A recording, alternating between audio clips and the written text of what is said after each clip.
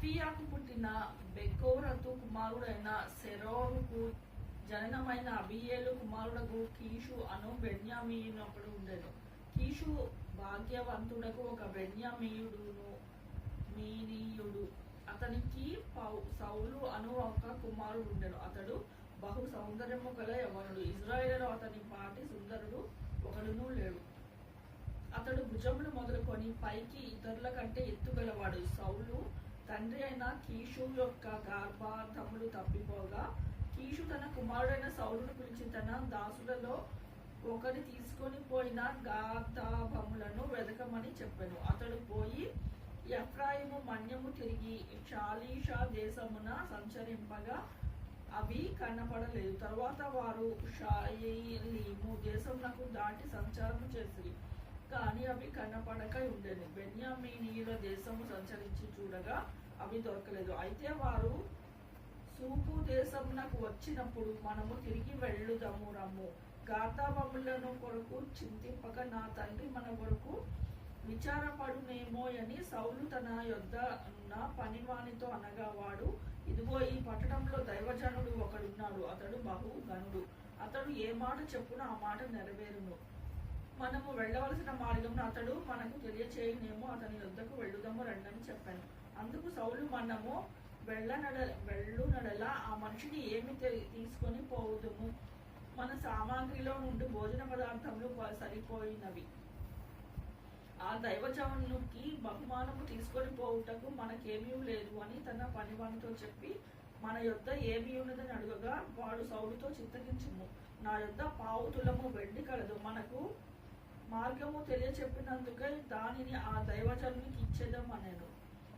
ఇప్పుడు ప్రవక్తయను పేరు నొందువాడు పూర్వము దీర్ఘదర్శి అని అనిపించుకొనెను. పూర్వము ఇజ్రాయిలలో దేవుని యొద్ద విచారణ చేయుటకై ఒకడు బయలుదేరిన ఎడల మనము దీర్ఘదర్శి అనుకొని దర్శకుని యొద్దకు పోవుదము రండని జనులు చెప్పుకొనుట వాడుక. సౌలు, నీ మాట మంచిది, వెళుదమ్ము రమ్మనగా వారు దైవజను నుండి ఊరికి పోయిరి. ఊరికి ఎక్కిపోవుచుండగా నీళ్లు చేదుకొనుటకై వచ్చిన కన్యకలు తమకు కనపడినప్పుడు, ఇక్కడ దీర్ఘదర్శి ఉన్నాడా అని అడిగిరి. అందుకు వారు, ఇదిగో అతడు మీ ఎదుటనే ఉన్నాడు, త్వరగా పోయి కలుసుకొనుడి. ఈ దినముననే ఇతడు ఊరికి వచ్చెను.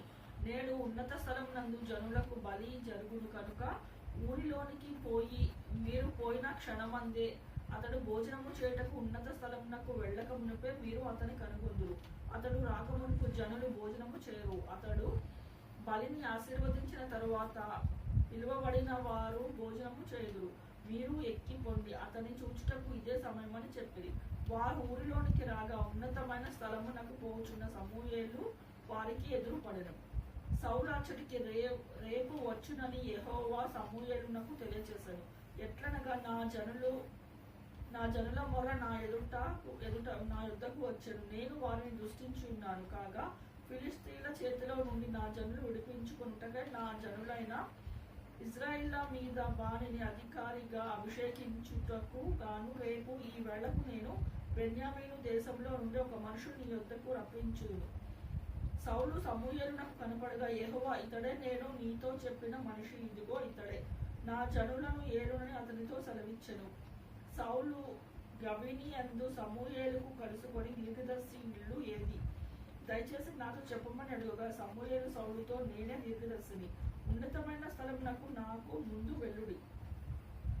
నేడు మీరు నాతో కూడా భోజనము చేయవలెను. రేపు నీ మనస్సులో ఉన్నదంతయు నీకు తెలియచెప్పి నిన్ను వెళ్ళనిచ్చేదను. 3 దినముల క్రిందట తప్పిపోయిన నీ గార్ధాపములను గూర్చి విచారపడకుము, అవి దొరికినవి. ఇజ్రాయిల్ల అభీష్టము ఎవరి యందు ఉన్నది? నీ యందును నీ తండ్రి ఇంట వారి యందును కదా అనెను. అందుకు సౌలు, నేను బెన్యామీయుడని కానా? నా గోత్రము ఇజ్రాయిల గోత్రంలో స్వల్పమైనది కాదా? నా ఇంటి వారు బెన్యామీను గోత్రపు ఇంటి వారందరిలో అల్పులు కారా? నాతో ఇలాగున ఎందుకు పలుకుచున్నావు అనెను. అయితే సమూయేలు సౌలునకు అతనికి పనివారిని భోజనపు శాలలోనికి తోడుకొని పోయి పిలువబడిన దాదాపు 30 మందిలో ప్రధాన స్థలమందు వారిని కూర్చుండబెట్టి పచ్చనకర్తతో, నేను మీ దగ్గరుంచుమని చెప్పి నీ చేతికి ఇచ్చిన భాగమును తీసుకొని రమ్మనగా పచ్చనకర్త జబ్బను దాని మీద ఉన్న దాన్ని తీసుకొని వచ్చి సౌలు ఎదుట ఉంచగా సమూయేలు సౌలుతో ఇట్లా చూడుము, మనము కలుసుకుని కాలమునకై దాచించబడిన దానిని నీకు పెట్టి ఉన్నాను. జనులను పిలిచి తినని నేడు వచనకర్తతో చెప్పినప్పుడు ఇది నీ కొరకు కుంచవలసినదని చెప్పి తిని. ఆ దినమున సౌలు సమూయేలుతో కూడా భోజనము చేశాను. పట్టణస్థులు ఉన్నత స్థలము మీద ఉండగా దిగుచుండగా సమూయేలు సౌలుతో మిద్దె మీద మాటలాడుచుండెను. మరునాడు తెల్లవారునప్పుడు సమూయేలు మిద్దె మీద నున్న సౌలును పిలిచి, నేను నిన్ను సాగనంపుటకై లెమ్ము అని చెప్పగా సౌలు లేచెను. తరువాత వారిద్దరు బయలుదేరి ఊరి చివరికి వచ్చుండగా సమూయేలు సౌలుతో, మనకంటే ముందుగా వెళ్ళమని ఈ పనివానితో చెప్పుము, దేవుడు సెలవిచ్చినది నేను నీకు తెలియచెప్పు వరకు నీవు ఇక్కడ నిలిచి ఉండమనెను. అంతటా వాడు వెళ్ళెను.